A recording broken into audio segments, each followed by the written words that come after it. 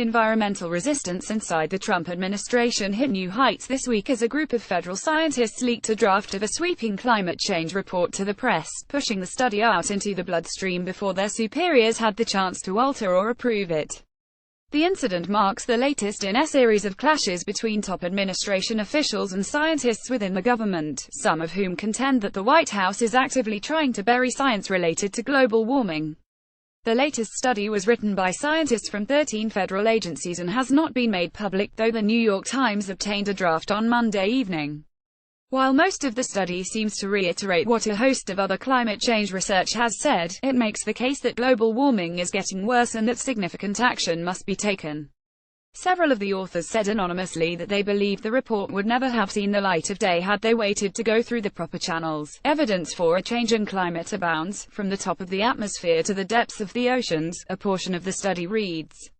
Many lines of evidence demonstrate that human activities, especially emissions of greenhouse gases, are primarily responsible for recent observed climate change. In a statement Tuesday afternoon, White House Press Secretary Sarah Huckabee Sanders blasted the release of the draft report. "It's very disappointing yet entirely predictable to learn the New York Times would write off a draft report without first verifying its contents with the White House or any of the federal agencies directly involved with climate and environmental policy," she said. As others have pointed out, and the New York Times should have noticed, drafts of this report have been published and made widely available online months ago during the public comment period.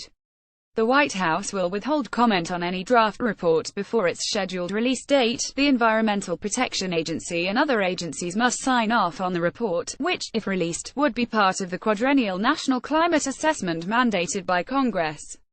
While there is no hard evidence that the administration planned to change or suppress the report, critics quickly pounced on the incident to make their case that President Trump, EPA Administrator Scott Pruitt and other officials are dead set on pushing science to the back burner. This report should sound the alarm for the Trump administration that climate change is the defining challenge of our time.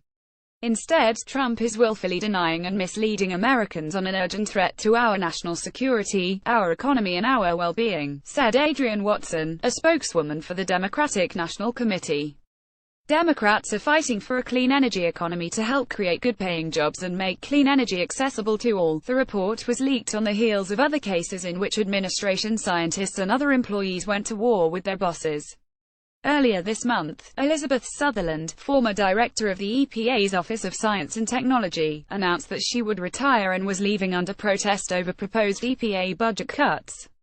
EPA climate change advisor Mike Cox also quit this year and blasted the agency's efforts to reverse Obama-era regulations aimed at mitigating the effects of climate change.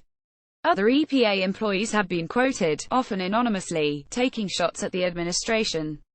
EPA employees also have launched alternative Twitter accounts, using the platforms to promote aggressive climate change policies.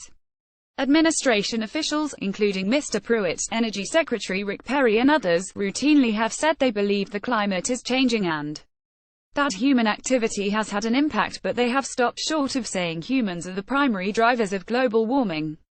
They also have said exactly that what the U.S. should do about climate change and how much economic harm it should be willing to inflict on itself to mitigate the effects should remain open questions. Mr. Pruitt also has said he does not believe carbon dioxide is a primary driver of climate change. Since taking office, Mr. Trump has repeatedly dodged questions about his personal views on climate change, though in the past he has called it a hoax.